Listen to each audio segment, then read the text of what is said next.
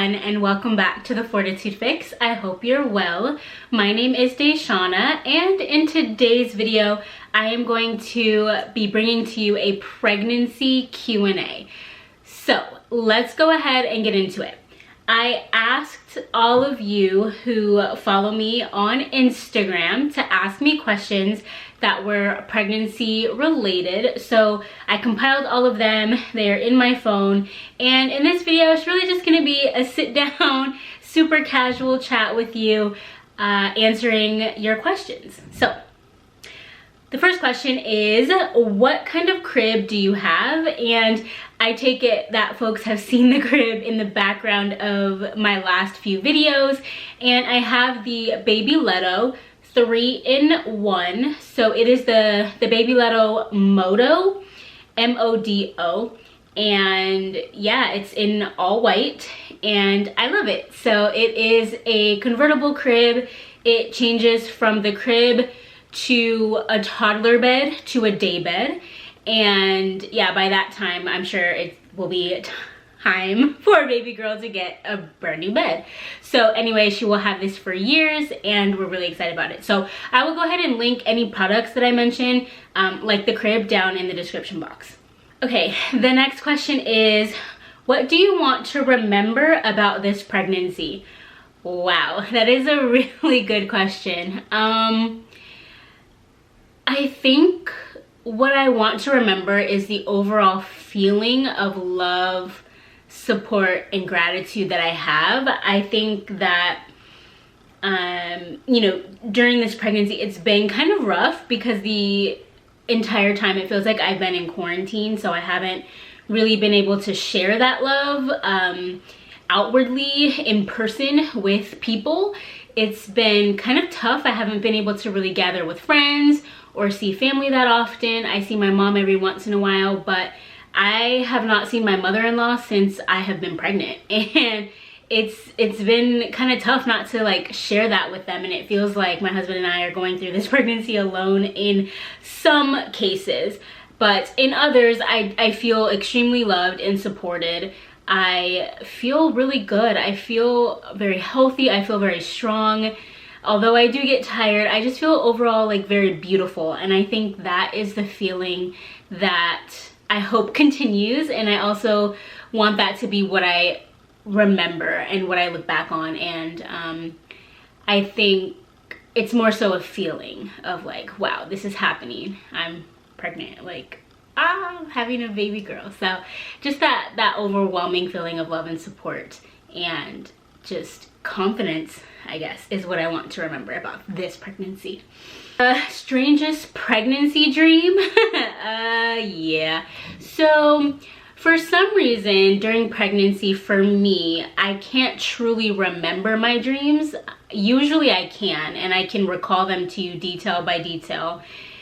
However, during this pregnancy, I can't. So I remember certain aspects or like certain general topics of what the dream was about, but I can't remember the details, and that's really hard for me. But I know that my dreams are extremely vivid and they seem very, very real. Something that happened here recently, I think yesterday or the day before, I was dreaming and I was somewhere like out in the wilderness, if you will, and I had to use the restroom.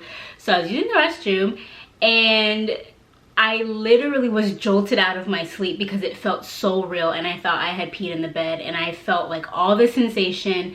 I felt everything, and I thought I had peed in the bed. I didn't, but I did need to get up and go to the bathroom because that feeling was so strong. Yeah, so that was really strange. Typically I'm fully awake and I'm like, oh, I have to go to the bathroom, or it wakes me up like, oh, you need to use the restroom. But yeah, I was like peeing in the dream, and then I like was peeing on myself, but I wasn't. Very strange. So the next one is, what has it been like being pregnant during COVID and the Black Lives Matter movement? It's been an experience. It has definitely been an experience, and I think my feelings and my emotions have, and the way that I felt about it has come in waves. I think in the very beginning I was extremely active on social media.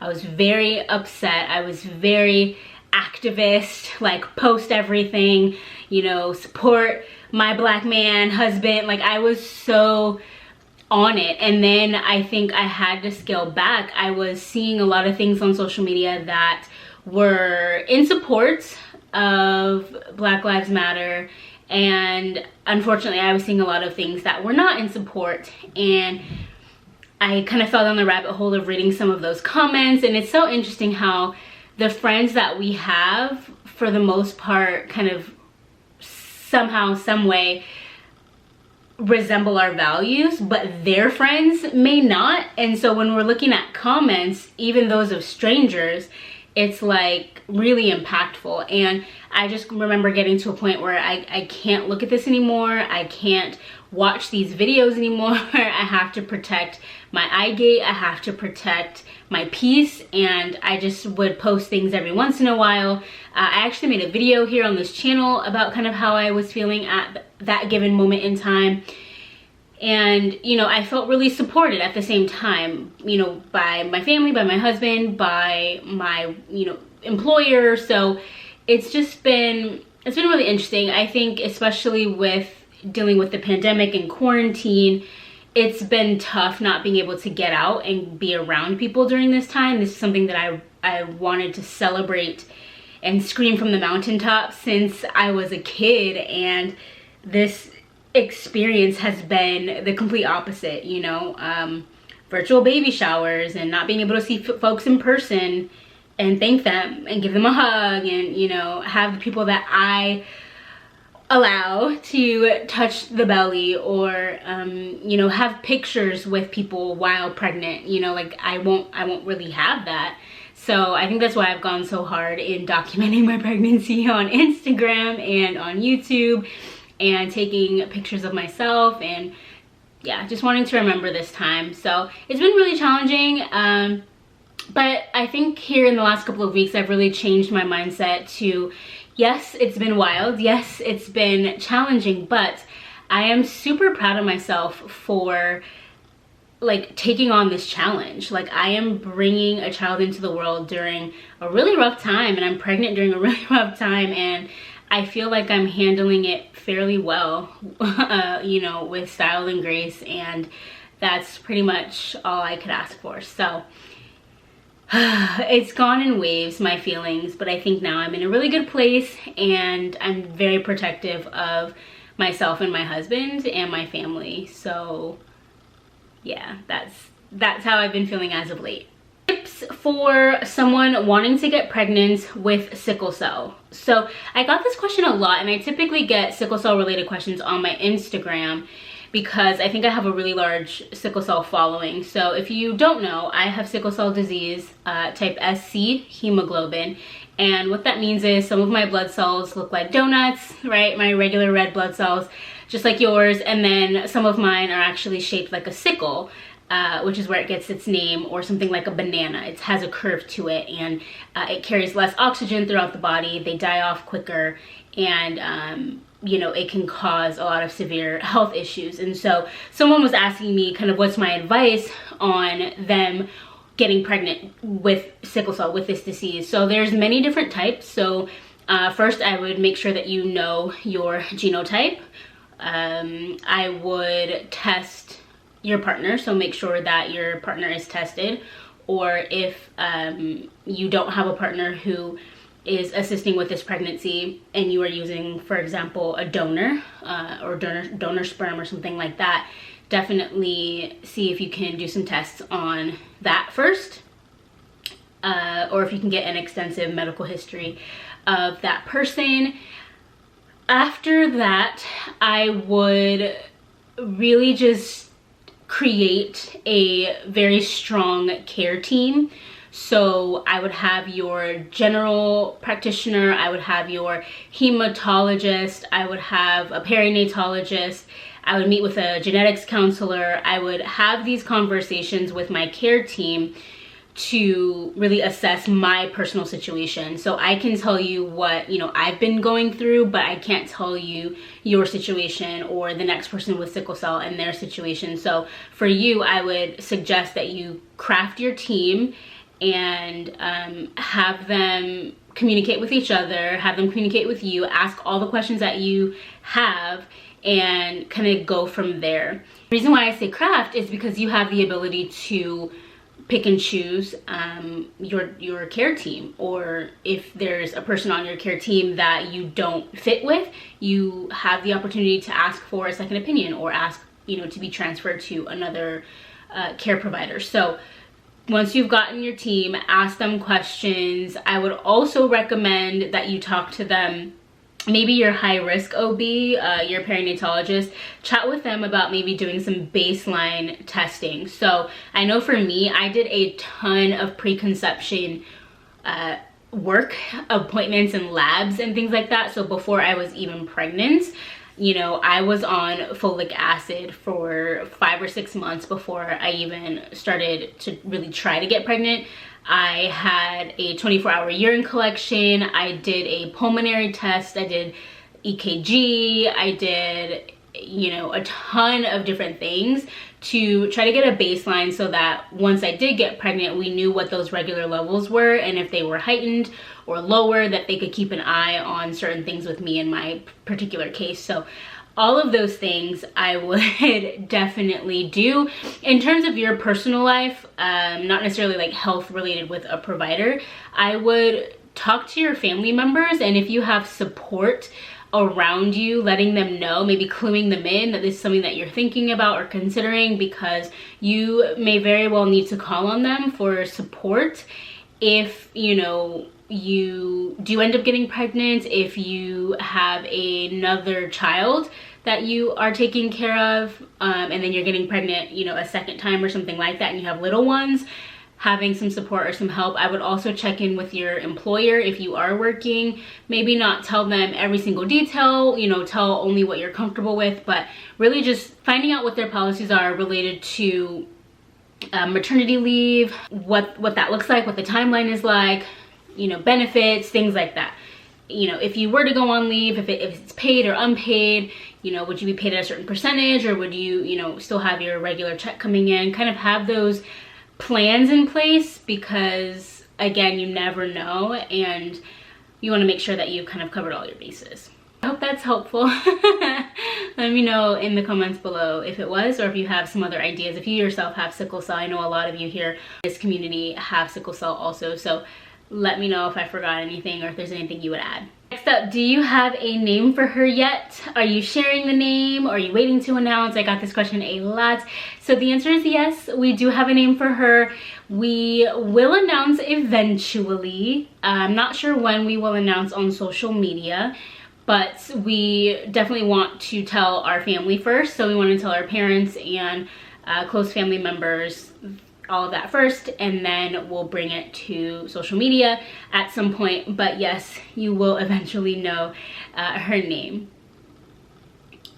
Can your husband be present at the birth? So I think this is one of the, you know, questions related to COVID and what's going on. So as of right now, my due date is September 16th, which we know, but my husband will be allowed. So I am allowed one support person, and that will be my husband. As of right now, that's it. So I'm kind of sad about that. I don't know if that'll change.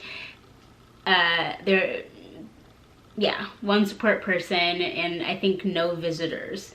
So when it comes to my mom or his mom, we kind of have to figure that out, and maybe they will just have to visit us at home. But yeah, it's one support person right now. So I will most likely have my mom and my doula on like FaceTime or something like that. But yeah, it's my husband and I.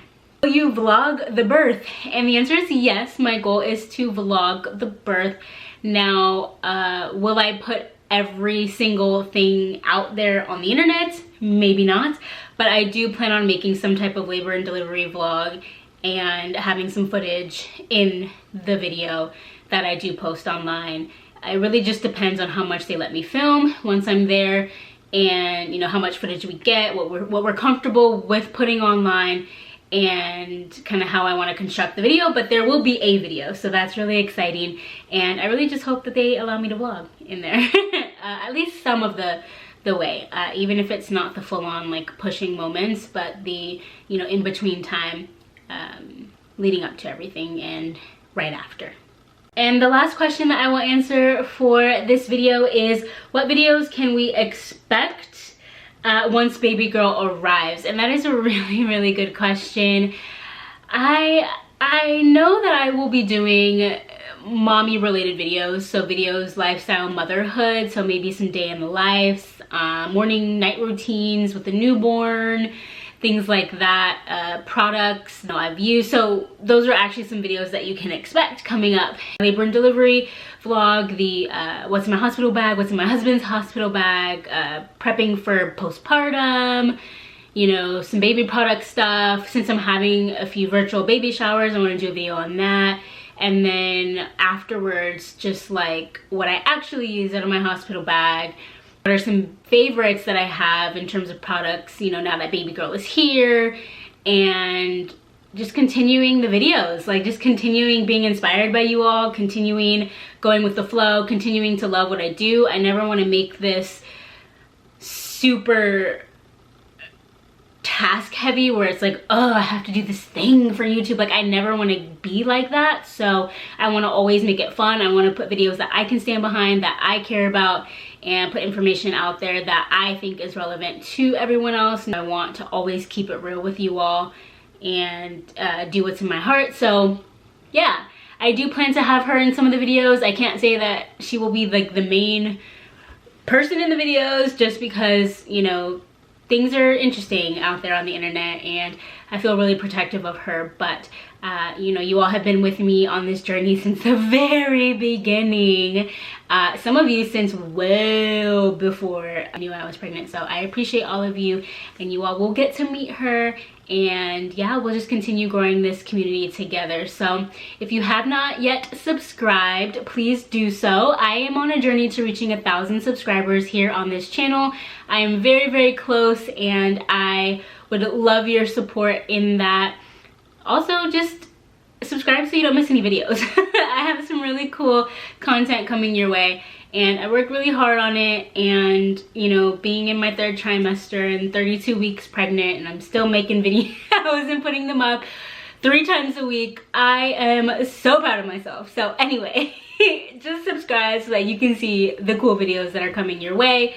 And that is it for this video. I thank you all so much for watching. And wow, I've been jabbering for 20 minutes.